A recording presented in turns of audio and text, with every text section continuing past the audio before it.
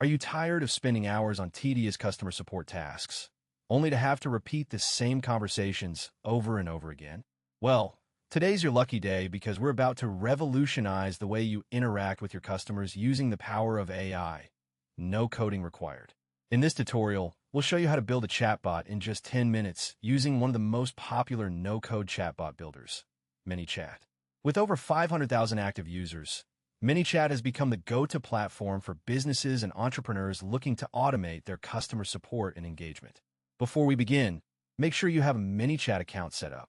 Don't worry if you're new to the platform.